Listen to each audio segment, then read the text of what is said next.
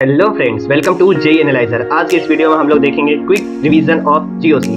Watch this video till end directly jump to your PYQ question and question practices that you are doing.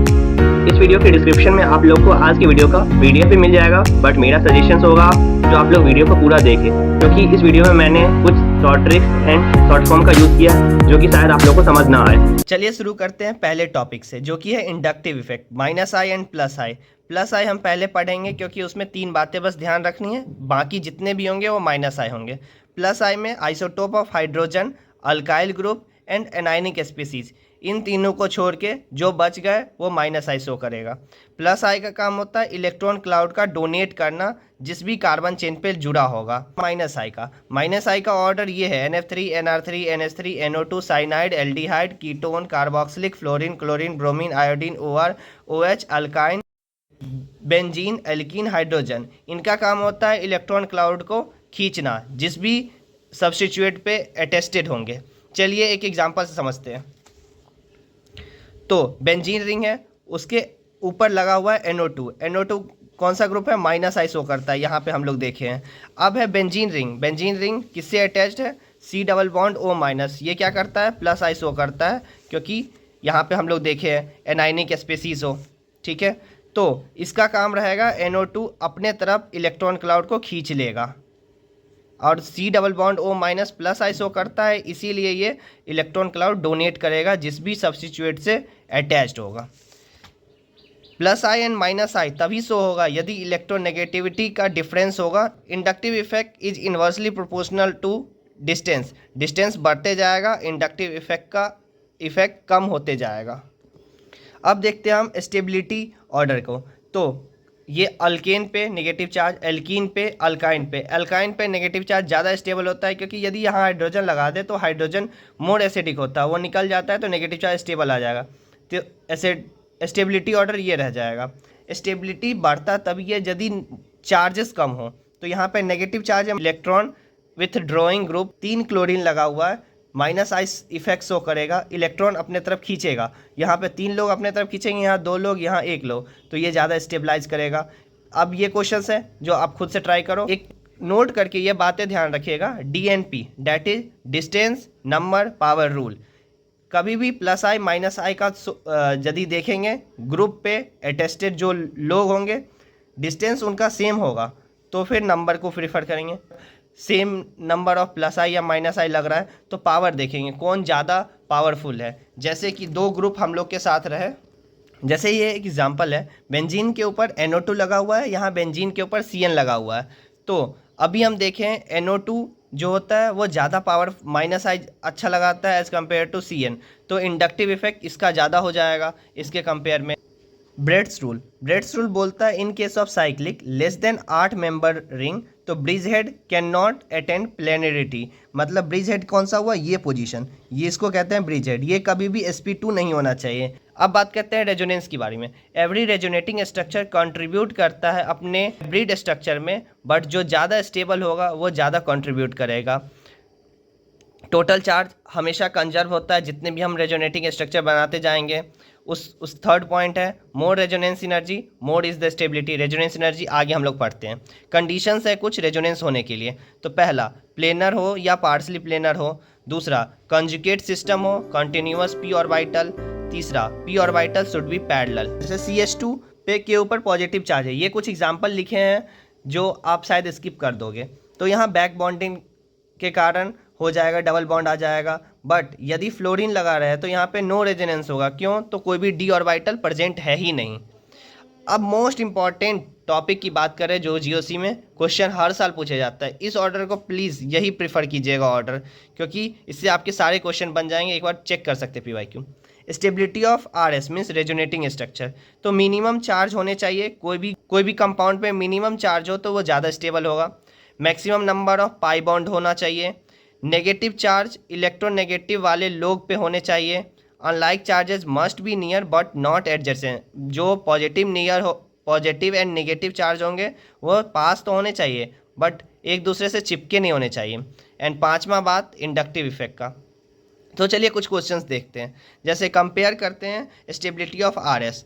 तो यहाँ पे positive charge है, यहाँ भी positive charge है, charge तो सेम है, बट पाई बॉन्ड यहाँ पे एक भी नहीं है, यहाँ एक है, तो B is more stable. Second question की बात करें तो पॉजिटिव चार्ज है, चार्ज यहाँ भी है, तो कुछ नहीं देख पाएंगे। सेकेंड पॉइंट है maximum number of pi bond, तो इसमें ज़्यादा है तो ये ज़्यादा स्टेबल। हमेशा यही ऑर्डर, पहला ये, फिर ये, फिर ये, फिर ये, देन ये, यही प्रिफर करेंगे जो डिसाइड करने के लिए स्टेबिलिटी ऑफ आर एस किसका ज़्यादा होगा। अब बात करते हैं order of plus M. Plus M किसका ज़्यादा होगा, कौन प्लस एम शो करता है, तो O minus NH2 OH and OR, ओ नेहा और नेहरा कोड, तो प्लस एम शो करते हैं, ये लोग डोनेट करते हैं। माइनस एम मतलब इलेक्ट्रॉन विड्रॉ करेंगे। कुछ शहनशाज ग्रुप है, that is lone pair available होगा तो प्लस एम भी शो करेंगे, लोन पेयर अवेलेबल नहीं है तो माइनस एम शो करेंगे, मतलब इलेक्ट्रॉन क्लाउड अपने से खींचेंगे। Again one of the most important topic that is aromaticity. कौन सा कंपाउंड एरोमेटिक है, कौन नॉन एरोमेटिक है, कौन एंटी एरोमेटिक है। तो एरोमेटिक, साइक्लिक एंड प्लेनर। यदि कोई भी कंपाउंड साइक्लिक है एंड प्लेनर है, उसके पास 2, 6, 10 ऐसा पाई इलेक्ट्रॉन है तो कंपाउंड एरोमेटिक कहलाएगा। आगे कुछ एग्जाम्पल से भी हम लोग समझेंगे। नॉन एरोमेटिक मतलब साइक्लिक हो, नॉन प्लेनर हो। नॉन प्लेनर का कहने का मतलब एटलीस्ट एक एटम जो हो वो sp3 हो जाना चाहिए। ए का मतलब एंटी एरोमेटिक। तो इसके कंडीशन है साइक्लिक एंड प्लेनर, लेकिन 4, 8, 12 सीक्वेंस फॉलो करना चाहिए पाई इलेक्ट्रॉन का। यहाँ पे 2, 6, 10 एन एग्जाम्पल देखते हैं। एक पाई बॉन्ड है, दूसरा पाई बॉन्ड है, यहाँ लोन पेयर, यहाँ लोन पेयर, लेकिन ये डबल बॉन्ड के कारण ये लोन पेयर लोकलाइज्ड है तो इसको काउंट नहीं करते हैं एरोमेटिसिटी में। तो कितने हो गए, 2, 2, 4, 2, 6 पाई इलेक्ट्रॉन हो गए। यहाँ पे 2 पाई इलेक्ट्रॉन हो गए, यहाँ 6 पाई इलेक्ट्रॉन हुए तो सीक्वेंस ये वाला फॉलो हुआ तो एरोमेटिसिटी हो गया, एरोमेटिक हो गया। 2 पाई इलेक्ट्रॉन है फिर भी एरोमेटिक हो गया। यहाँ पे पाई बॉन्ड और नेगेटिव चार्ज तो 4 पाई इलेक्ट्रॉन तो एंटी एरोमेटिक हो गया। यहाँ पे लोन पेयर है, 2 लोन पेयर है, लेकिन काउंट हमेशा एक ही होगा तो 1, 2, 3, तो 3 2 6 पाई इलेक्ट्रॉन है तो एंटी एरोमेटिक हो गया। नोट करने वाली बात, रिंग ग्रेटर देन 7 या 7 के बराबर हो तो एंटी एरोमेटिक जो मेरा आएगा उसको हम डायरेक्ट बोलेंगे नॉन एरोमेटिक है। ये किसके लिए, only for carbon, not for oxygen and nitrogen. जैसे कि एक क्वेश्चन है 2, 4, 6, 8 इलेक्ट्रॉन है लेकिन रिंग 7 मेंबर का है तो ये एग्जिस्ट करेगा नॉन एरोमेटिक के रूप में, ना कि anti aromatic. COT cyclo octa tetraene एक स्ट्रक्चर है जो कि टब शेप का होता है, रियली में प्लेनर होता है क्योंकि ये 8 मेंबर का है और 8 पाई इलेक्ट्रॉन है तो हम बोलेंगे एंटी एरोमेटिक, लेकिन ये कन्वर्ट हो जाता है नॉन एरोमेटिक में। ये एक एडवांस का क्वेश्चन है जो कि कभी भी पूछा जा सकता है। 6 पाई इलेक्ट्रॉन इसमें किस सब में है, तो सारे में है, एक बार स्ट्रक्चर देख लीजिए। ये 2021 का क्वेश्चन है जो कि 2, 4, 6, 8, 10, हम बोलेंगे ये 10 पाई इलेक्ट्रॉन है तो फॉलो करेगा ये वाला सीक्वेंस तो एरोमेटिक कह देंगे, लेकिन ये एक्सेप्शनली नॉन एरोमेटिक हो जाता है। अब एक एडवांस का टॉपिक है properties of anti aromatic. Anti aromatic compound जो होते हैं वो लेस स्टेबल होते हैं क्योंकि इलेक्ट्रॉन जो होता है उनका प्रेजेंट वो हायर मॉलिक्यूलर ऑर्बिटल में होता है, जिसको हम लोग बोलते हैं NBMO, non bonding molecular orbital. लेकिन इलेक्ट्रॉन जो एरोमेटिक कंपाउंड में होता है प्रेजेंट वो लोअर एनर्जी सेल में होता है, जिसको बोलते हैं BMO, बॉन्डिंग मॉलिक्यूलर ऑर्बिटल। दूसरा प्रॉपर्टी है anti aromatic compound contain unpaired electron, hence they are paramagnetic. Paramagnetic इसीलिए होता है क्योंकि उसके अंदर अनपेयर्ड इलेक्ट्रॉन होता है। Anti aromatic compound has tendency to dimerise. Intermediate जितने भी बनेंगे हमारे रिएक्शन में आगे वो सारे के सारे एंटी एरोमेटिक होंगे। Anti aromatic compound behave as a reducing as well as oxidising agent. एक और नोट करने वाली बात है जो कि अभी तक एक बार बस क्वेश्चन आया है, aromatic compound has highest dipole moment कब होता है, तो यदि चार्ज एसिमेट्री हो ड्यू टू ग्रुप सब्स्टिट्यूशन। हमारे ऑर्गेनिक केमिस्ट्री में कुछ स्ट्रक्चर को अलग अलग नाम दिया गया है, जैसे कि एनुलिन, पेरिफेरियल एरोमेटिसिटी या सर्कमफेरियल एरोमेटिसिटी। तो चलिए वो सब के बारे में एक एक करके पढ़ते हैं। एनुलिन होता है वैसा monocyclic compound which has alternate presence of pi bond in its circumference. मतलब double bond single bond double bond single bond ऐसा चलते जाएगा पूरे एक रिंग में, तो ही एनुलिन बोलेंगे। 4 मेंबर का तो 4 एनुलिन, ये 8 मेंबर का है अल्टरनेट पाई बॉन्ड है तो 8 एनुलिन, लेकिन इसका रोल नहीं आता है इसीलिए इसको नहीं लिखेंगे, तो 10 पाई इलेक्ट्रॉन है 10 एनुलिन। फोर्थ क्वेश्चन सेम है, मैंने जान के लिखा है क्योंकि यहाँ ऑक्सीजन डाला, इस पर लोन पेयर है, लेकिन फिर भी ये 10 एनुलिन ही होगा क्योंकि ये pi bond alternate pi bond हमें देखना है। अब सेकेंड है पेरीफेरियल या सरकमफेरियल एरोमेटिसिटी। हमें सेलेक्ट करना है लार्जेस्ट लूप जिसके अंदर रेजोनेंस हो। तो यहाँ से चालू करेंगे, जैसे देखते जाएंगे, इधर यदि जाएंगे तो इसके बाद हमें नहीं दिख रहा है आगे रेजोनेंस, तो हम सेलेक्ट करेंगे ये वाला रिंग जो कि 6 पाई इलेक्ट्रॉन कंटेन करता है।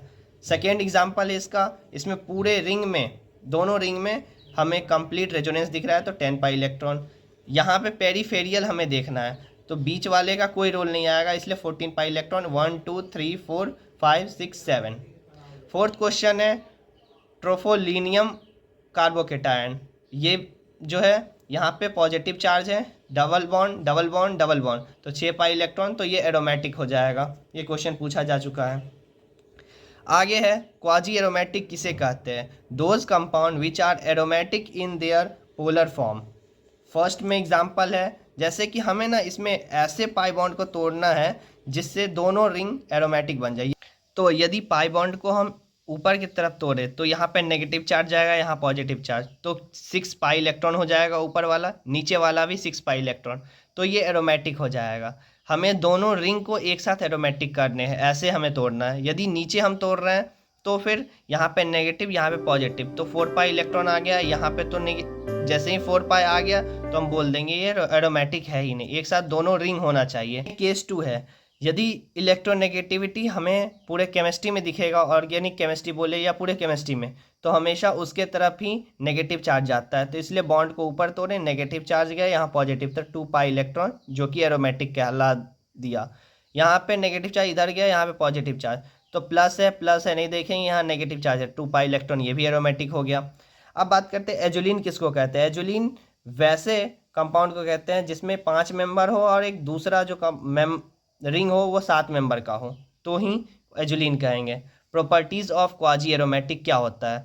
तो पहला, charge resonating structure more stable than neutral resonating structure due to aromaticity. ये वाला एडवांस का टॉपिक है, मेंस में शायद ना पूछा जाए। सेकेंड पॉइंट है they are water soluble due to polar compound. यहाँ पे अभी हम लोग देखे हैं जो डबल बॉन्ड को तोड़ते हैं तो क्वाजी में इसी के कारण पोलैरिटी आता है। They have high dipole movement, negative charge develop होता है जिसके कारण dipole movement negative and positive charge के कारण क्रिएट होता है। Bond rotation barrier is minimum होता है क्वाजी एरोमेटिक में। चलिए अब हम पढ़ते हैं रेजोनेंस एनर्जी के बारे में, जिसका डिस्कशन हम लोग स्टार्टिंग में किए थे। रेजोनेंस एनर्जी के और भी नाम हैं जैसे डी लोकलाइजेशन एनर्जी या स्टेबलाइजिंग एनर्जी। ये डायरेक्टली प्रोपोर्शनल होता है एक्सटेंट ऑफ रेजोनेंस, मतलब जितना ज़्यादा रेजोनेंस होगा रेजोनेंस एनर्जी उतना ज़्यादा बढ़ेगा, स्टेबिलिटी उतना बढ़ेगा। रेजोनेंस एनर्जी जो है वो difference in the energy between most stable resonating structure and real hybrid. जो हाइब्रिड होगा और जो मोस्ट स्टेबल होगा रेजोनेटिंग स्ट्रक्चर, उन दोनों के बीच में एनर्जी गैप को ही रेजोनेंस एनर्जी कहते हैं। इस पे भी क्वेश्चन आ चुका है, प्लीज़ फोकस डेफिनेशन पे। अब बात करते हैं रेजोनेंस एनर्जी के कुछ की फीचर जिससे हम डिसाइड कर सकते हैं किसका रेजोनेंस एनर्जी ज़्यादा होगा किसका कम होगा। पहला है aromaticity, aromatic greater than non aromatic greater than anti aromatic. दूसरा point, more number of R S more is the resonance energy, equivalent R S have high resonance energy, extended greater than cross conjugation, overlap बढ़ेगा resonance energy बढ़ेगा, electronegativity जैसे जैसे बढ़ेगा resonance energy घटेगा। ये वाला गलती होता है, ध्यान रखिएगा। इस सीक्वेंस को आपको ऐसे ही याद रखने हैं, तभी आप डिसाइड कर पाइएगा रेजोनेंस एनर्जी किसका ज़्यादा होगा। इस पे ज़्यादा क्वेश्चंस नहीं है, बट जब पूछता है तो फिर आप लोग को याद होगा तो ही बना पाइएगा। एग्जाम्पल देखते हैं, जैसे कि फ्लोरीन लगा हुआ है बेंजीन पे, क्लोरीन ब्रोमीन, तो यहाँ पे ओवरलैप जो है 2p है, ओवरलैप जैसे जैसे बढ़ेगा रेजोनेंस एनर्जी बढ़ेगा। तो ऑर्डर ये हो गया। मैंने यहाँ पे एक ट्रिक बनाया था, ये क्वेश्चन अभी तक दो तीन ही आए हैं इसमें से, जैसे कि शायद बेंजीन एंड पायरोल पूछा गया है, लेकिन सबको मैंने एक साथ लिख दिया है। तो इसका एक ट्रिक भी है, बेंजीन का, पिरिडीन का, थायोफिन, पायरोल, फुरान, सबको आप लोग स्ट्रक्चर के साथ अभी से याद करना चालू कीजिए। ट्रिक है बीबी प्यारी तेरा प्यार फालतू। हाइपर कॉन्जुगेशन के बारे में, हाइपर कॉन्जुगेशन से के डेफिनेशंस हैं, when vacant orbital such as carbocation and free radical alkene alkyne are adjacent to sigma bond, then दो sigma bond get delocalised and into vacant orbital. उसी फिनोमिनन को हम हाइपर कॉन्जुगेशन करते हैं। Definition is not important but आगे का part important है। जैसे कि ये परमानेंट इफेक्ट होता है और डिस्टेंस इंडिपेंडेंट होता है, लेकिन प्लस इंडक्टिव इफेक्ट जो होता है वो डिस्टेंस डिपेंडेंट होता है। डिस्टेंस जितना दूर होते जाएगा इंडक्टिव इफेक्ट का इफेक्ट कम होते जाएगा। कार्बोकेटायन के स्टेबिलिटी को हम कैसे डिसाइड करते हैं, कौन सा ज़्यादा है? तो यदि कार्बोकेटायन पे कनेक्टेड कार्बन है तो 3 अल्फा एच, कार्बोकेटायन से कनेक्टेड कार्बन जो रहेगा उस पर नंबर ऑफ अल्फा एच देखेंगे। अल्फा एच देखने का मतलब कार्बन से कनेक्टेड कितने हाइड्रोजन है, CH3 होगा यहाँ पे ऑक्टेट रूल कंप्लीट के लिए। अब यहाँ कार्बोकेटायन इससे कनेक्टेड कार्बन ये है, इस पर कोई भी हाइड्रोजन अटैच ही नहीं है, तो no alpha H, 0 alpha H. अब बात करते हैं इस टॉपिक के बारे में जो कि एडवांस 2013 में भी पूछा गया है, VVT। VVT के according sp3 and p overlap होता है कार्बोकेटायन के स्टेबिलिटी वाले सेक्शन में। कार्बोकेटायन में क्या होता है, VVT के according sp3 and p overlap होता है। MOT में क्या होता है, sigma CH field and p vacant होता है। टोटल हाइपर कॉन्जुगेशन यदि आप लोग से को पूछा जाए, इंक्लूड CH बोला यदि जब तक ना जाए तब तक हम ये वाला देंगे रिजल्ट। यदि बोल दिया इंक्लूड CH तो हम total number of alpha H बोलेंगे। यदि बोला जाए टोटल हाइपर कॉन्जुगेशन तो हम नंबर ऑफ अल्फा एच -1 बोलेंगे। एंड जितना अल्फा एच ज़्यादा होगा स्टेबिलिटी ऑफ कार्बोकेटायन उतना ही ज़्यादा होगा। ये बात रटने वाली है तो रट के रखिए। कार्बोकेटायन के बाद हम लोग देखते हैं फ्री रेडिकल का। तो more number of alpha H, more is the hyper conjugation, more is the stability, same फंडा। लेकिन यहाँ पे MOT के अकॉर्डिंग सिग्मा CH फील्ड हो जाता है एंड P वैकेंट होता है। वहाँ भी MOT के according sigma CH field and P vacant. But alkyne and alkyne में सिग्मा CH फील्ड तो होता ही है, लेकिन यहाँ पे पाई स्टार ABMO आ जाता है, एंटी बॉन्डिंग मॉलिक्यूलर ऑर्बिटल। आगे हम देखते हैं डांसिंग रेजोनेंस कब होता है, क्या होता है इसके बारे में। तो डांसिंग रेजोनेंस का कंडीशन है वैकेंट ऑर्बिटल होना चाहिए and sigma bond between carbon carbon. अब डांसिंग रेजोनेंस एक स्ट्रक्चर ये है ट्रायंगल, उसके ऊपर मिथाइल ग्रुप ऐसे लगा रहा है CPM साइक्लोप्रोपाइल मिथाइल, तो ये एक डांसिंग रेजोनेंस शो करेगा। ये सारे को मैंने ऊपर क्लब करके लिख दिया है जो कि इंपॉर्टेंट है, आप लोग प्लीज़ इसको मेमोराइज़ कीजिए। ऐसा स्ट्रक्चर होगा तो ये ज़्यादा स्टेबल होता है, 3 ट्रायंगल वाला, फिर PH कार्बन डबल बॉन्ड वाला, फिर ट्रायंगल, फिर मिथाइल ग्रुप लगा हो, 9 अल्फा एच वाला। तो आपको इसी सीक्वेंस में इसको याद करके रखने हैं। हर एक जगह अलग अलग है बट ये करेक्ट है, बहुत जगह ये अलग अलग करके पढ़ाया जाता है और अलग अलग सीक्वेंसिंग दिया गया है। अब इसके एप्लीकेशंस की तरफ हम लोग मूव करते हैं, रेजोनेंस हाइपर इंडक्टिव इफेक्ट के एप्लीकेशन पे। स्टेबिलिटी ऑफ कार्बोकेटायन की बात करें तो हम वहाँ तो alpha H, number of alpha H देख के हम डिसाइड कर लिए, बट और भी फैक्टर है, जैसे डांसिंग रेजोनेंस आ गया तो कैसे डिसाइड करेंगे। तो इसका मैंने ट्रिक लिखा है, दरभंगा आ रहे हैं, that is dancing resonance, Darbhanga dancing back bonding, BB मतलब बैक बॉन्डिंग। फिर थर्ड है एरोमेटिसिटी, फोर्थ है रेजोनेंस, फिफ्थ है हाइपर, सिक्स्थ है इंडक्टिव। इसी ऑर्डर में हमें चेक करते जाना है। पहले देखेंगे जिसका डांसिंग रेजोनेंस होगा वो ज़्यादा स्टेबल कार्बोकेटायन होगा, जैसे कि यहाँ पे डांसिंग रेजोनेंस वाले को प्रायोरिटी दिए। फिर बैक बॉन्डिंग हो रहा है कि नहीं हो रहा है वो चेक करेंगे, यदि हो रहा होगा तो उसको प्रायोरिटी देंगे एरोमेटिसिटी से, देन एरोमेटिक, देन रेजोनेंस, उसके बाद हाइपर, फिर आता है इंडक्टिव। तो रेजोनेंस एंड हाइपर जो होता है वो वर्क हमेशा करता है ऑर्थो एंड पैरा पोजीशन पे ही बस, लेकिन इंडक्टिव का काम हर एक पोजीशन पे कर जाता है। आगे बात करते हैं हम लोग, यहाँ पे बैक बॉन्डिंग हो गया, नाइट्रोजन के ऊपर लोन पेयर है, पॉजिटिव चार्ज है, तो ये अच्छा बैक बॉन्डिंग देगा क्योंकि इलेक्ट्रोनेगेटिविटी का ऑर्डर होता है FON, fluorine, oxygen, then nitrogen. Oxygen देना नहीं चाहेगा अपना लोन पेयर जल्दी, मोर इलेक्ट्रोनेगेटिव है। ये सीक्वेंस हम लोग ऊपर देख चुके हैं। एक नोट करने वाली बात जो कि कॉमन सेंस से भी कह सकते हैं, आयोडीन के ऊपर पॉजिटिव चार्ज, ब्रोमीन के ऊपर positive charge, chlorine then and fluorine. तो डाउन द ग्रुप हम लोग जाते हैं तो डिस्पर्सन ऑफ चार्जेस होता है जिसके कारण स्टेबिलिटी बढ़ जाता है, तो हम इसको प्रायोरिटी दे दिए।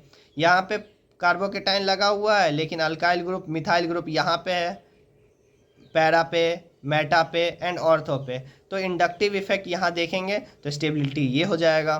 देन आप बात करते हैं स्टेबिलिटी ऑफ फ्री रेडिकल का, तो more number of alpha H then stability is more, तो सेम चीज़ है, यहाँ पे सी का ज़्यादा हो जाएगा, बी का एंड देन ए का, क्योंकि अल्काइन है, अल्काइन पे नेगेटिव चार्ज आता है तो स्टेबल होता है, बट रेडिकल का मतलब है ना उस पर कम इलेक्ट्रॉन है, जस्ट लाइक पॉजिटिव चार्ज होता है तो हम मानते हैं इलेक्ट्रॉन उसको चाहिए, वैसे ही डी स्टेबलाइज करेगा इसको।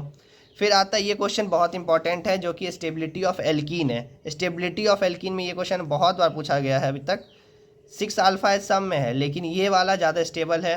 फिर आता है ट्रांस, देन आता है सिस। आगे हम लोग पढ़ते हैं स्टेबिलिटी ऑफ एनायन के बारे में, तो डाउन द ग्रुप जाएंगे, अभी जस्ट बताया जो डिस्पर्जन ऑफ चार्ज होता है जिसके कारण स्टेबिलिटी बढ़ता है, तो माइनस बी आर पे। डी ऑर्बिटल रेजोनेंस होगा तो स्टेबिलिटी बढ़ता है। यहाँ पे माइनस चार्ज है, हाइड्रोजन माइनस चार्ज है, मतलब माइनस इलेक्ट्रॉन विदड्रॉइंग ग्रुप चाहिए जो इलेक्ट्रॉन खींच ले, लेकिन हाइड्रोजन है तो वो न्यूट्रल है, चलो।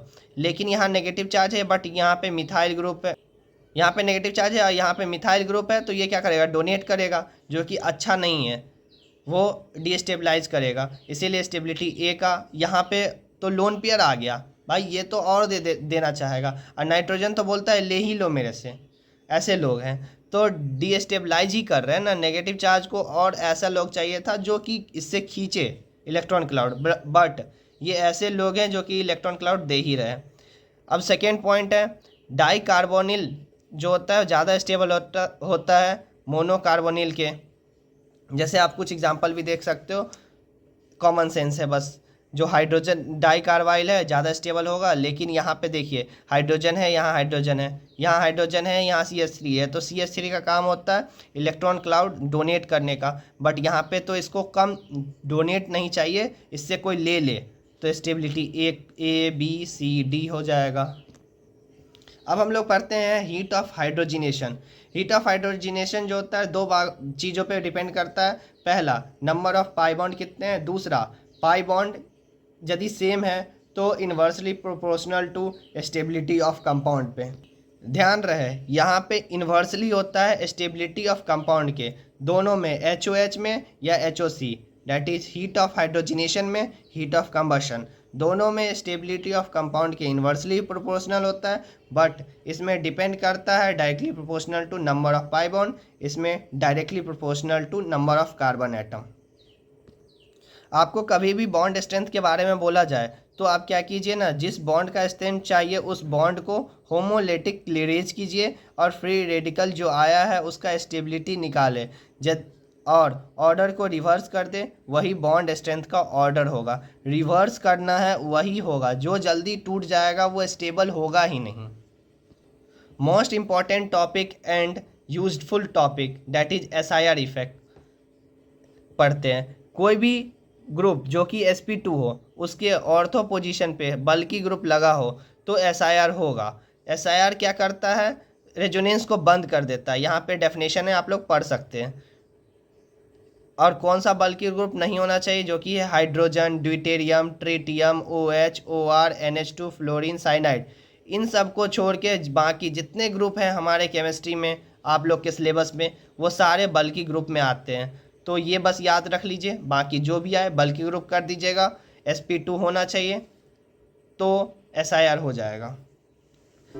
अब मोस्ट इम्पॉर्टेंट एंड हर साल क्वेश्चन पूछे जाने वाले topic date is acidic strength and basic strength की तरफ मूव करते हैं।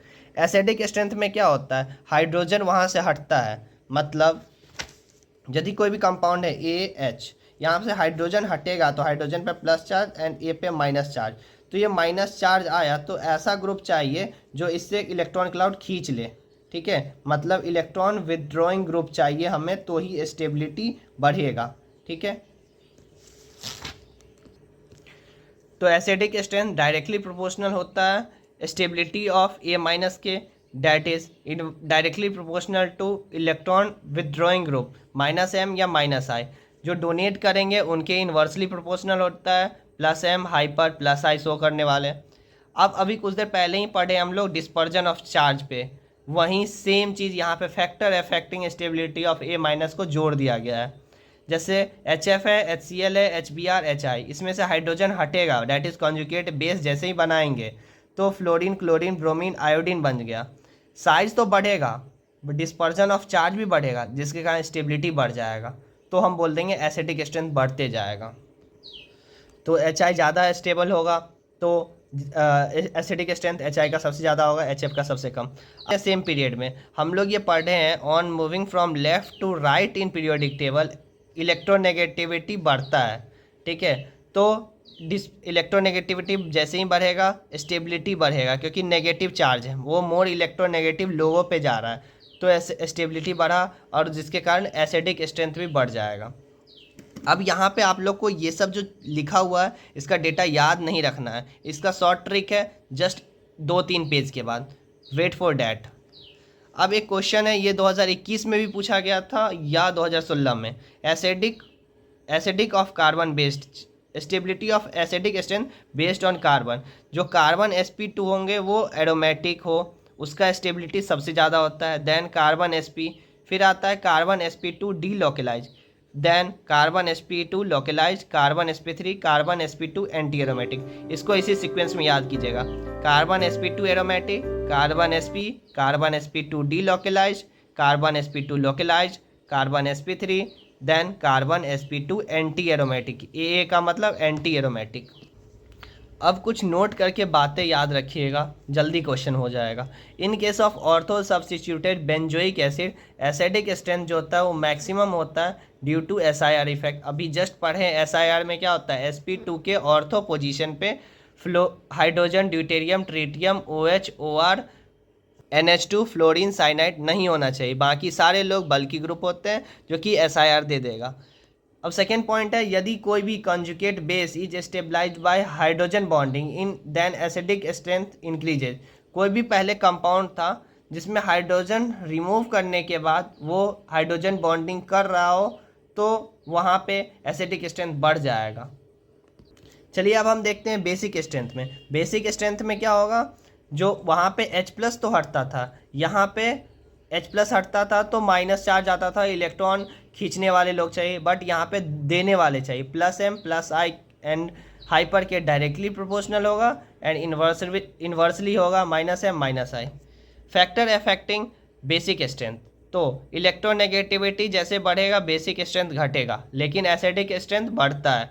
लोकेलाइज्ड lone pair are more basic than delocalised, ये इस पे बहुत बार क्वेश्चन आ गया है इस सेम लाइन पे। लोकेलाइज्ड वाले ज़्यादा बेसिक होते हैं एज कंपेयर टू डीलोकेलाइज। यहाँ पे एक एग्जांपल है, आप लोग अपने से ट्राई कीजिए एक बार। फिर है लोन पेयर जो कि रेजोनेंस में पार्ट करेंगे वो लेस बेसिक होता है। इसलिए क्वेश्चन देखते हैं जो कि एग्ज़ाम में टफ हो जाता है डिसाइड करना। यहाँ पे नाइट्रोजन है, यहाँ भी नाइट्रोजन, यहाँ भी नाइट्रोजन, यहाँ भी नाइट्रोजन। जो कॉमन पार्ट है उसको छोड़ दीजिए, जो अनकॉमन है उसको देखिए। यहाँ पे जो नाइट्रोजन है वो उसका काम है माइनस I शो करना, यहाँ भी माइनस I, लेकिन ये नाइट्रोजन बेसिक स्ट्रेंथ डिसाइड करने के लिए कौन सा प्लस M या प्लस I वाले जो लोग होंगे जो डोनेट करेंगे वो ज़्यादा बेसिक स्ट्रेंथ हम ऑर्डर रखेंगे। तो यहाँ पे तो सारे लोग खींचने वाले हैं, तो यहाँ पे कुछ भी नहीं लगा है तो सीधा कह देंगे इसका स्टेबिलिटी ज़्यादा होगा।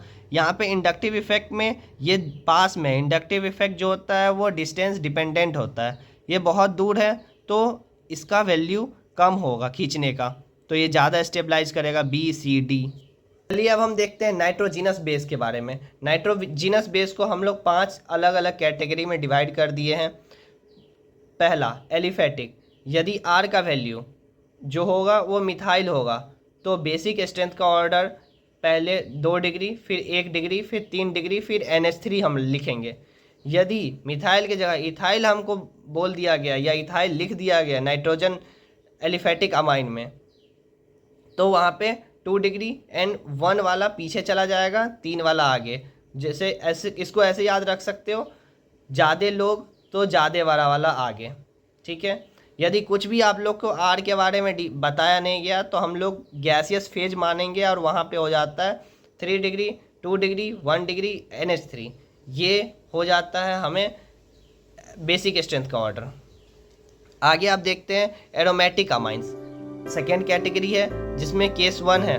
यदि ऑर्थो सब्स्टिट्यूटेड एनिलीन हो, दैट इज़ 1 डिग्री नाइट्रोजन यदि होगा तो बेसिक स्ट्रेंथ कम होता है due to solvation effect.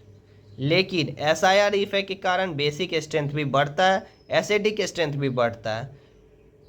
Case 1 ध्यान रखिएगा, मिक्स मत कीजिएगा। SIR के कारण दोनों में एसिडिक हो या बेसिक हो दोनों स्ट्रेंथ बढ़ता है, लेकिन यहाँ पे SIP लग जाता है, डैट इज सॉल्वेशन इफेक्ट। तो कैसे लगता है, ऑर्थो सब्स्टिट्यूटेड एनिलीन हो या 1 डिग्री एरोमेटिक नाइट्रोजन बोलिए, ज़्यादा सही रहेगा। तो ऐसे बेसिक स्ट्रेंथ यहाँ पे घट जाता है। तीसरा कैटेगरी है amides, that is CH3 carbon double bond NH2। ऐसा स्ट्रक्चर को अमाइड बोलते हैं। बेंजामाइड, थैलामाइड स्ट्रक्चर भी याद करते जाइए। इस आगे है अमाइडिन्स, RC डबल बॉन्ड NH2। इसे ऐसे स्ट्रक्चर को अमाइडिन्स बोलते हैं। और यदि R की जगह पे NH2 ही आ जाए तो फिर ग्वानाडाइंस बोलते हैं। इसका बेसिक स्ट्रेंथ का ऑर्डर होता है ग्वानाडाइंस, एमिडिन्स, एलिफेटिक, एरोमेटिक, अमाइड। आप लोग को यही सीक्वेंस फॉलो करना है, जितना बताया गया है उतना से ही क्वेश्चन आएगा। आप लोग क्वेश्चन लगाने की तरफ जाइए, दिक्कत आता है तो खोजिए, इस नोट्स में आपको सब कुछ मिल जाएगा। एक ये भी क्वेश्चन पूछा जाता है, फिजिबिलिटी ऑफ एसिड बेस, कौन सा फिजिबल होगा। यदि स्ट्रॉन्ग एसिड से वीक एसिड की तरफ जाएगा तो वो रिएक्शन फिजिबल होगा, स्ट्रॉन्ग बेस से वीक बेस की तरफ जाए तो भी फिजिबल होगा। चलिए अब क्लब करते हैं चैप्टर को with a short trick of acidic strength का एक शॉर्ट ट्रिक हम दे रहे हैं, जिससे सारे क्वेश्चन आपको बनेंगे और इससे सवाल आते ही आते हैं, आप चेक कर लीजिएगा। पहला ट्रिक, सल्फोनिक एसिड को इसी ऑर्डर में आपको याद रखने, sulphonic acid, picric acid, squaric acid, dinitrophenol, फिर कार्बोक्सिलिक, कार्बोनिक, मोनोनाइट्रोफिनॉल, पैरा, उसके बाद ऑर्थो, फिर phenol, ammonium, methanol, water, alcohol, 1 degree, 2 degree, 3 degree, alkyne, ammonia, alkene, alkane. तो इसका ट्रिक है, सलमान ने पिक किया स्क्वीना को दिन में और कार में मोना को, फिर खिलाया आम की मिठाई पानी और अल्कोहल के साथ। यहाँ पे याद रखिएगा गलती होता है HCOOH का ज़्यादा होता है PHCOOH के। इसी चार्ट से रिलेटेड हम कुछ टेस्ट देखेंगे जहाँ से क्वेश्चन, सोडियम का टेस्ट पूछा जाता है, सोडियम टेस्ट कौन पॉजिटिव देगा कौन नहीं देगा, सोडियम या NaH या NaNH2। तो एसिडिक स्ट्रेंथ जो हमारे चार्ट के अकॉर्डिंग है, ये वाला चार्ट के अकॉर्डिंग यदि एसिडिक स्ट्रेंथ अल्काइन या अल्काइन से ऊपर वाले लोग जो होंगे, डैट इज़ ये या यहाँ से आपको ऊपर से यहाँ तक के जितने भी ग्रुप होंगे सारे के सारे पॉजिटिव टेस्ट देंगे with sodium, NaH and NaNH2। फिर है बात करते हैं NaOH टेस्ट। क्या NaOH पॉजिटिव टेस्ट मिथेनॉल या मिथेनॉल से ऊपर वाले लोग देंगे। मिथेनॉल यहाँ है, उसके ऊपर जितने लोग हैं सारे के सारे पॉजिटिव टेस्ट दे देंगे। देन हम बात करते हैं NaHCO3 जो कि है एसिडिक स्ट्रेंथ बॉन्ड यदि ग्रेटर होगा RCOOH के तो NaHCO3 पॉजिटिव टेस्ट देता है।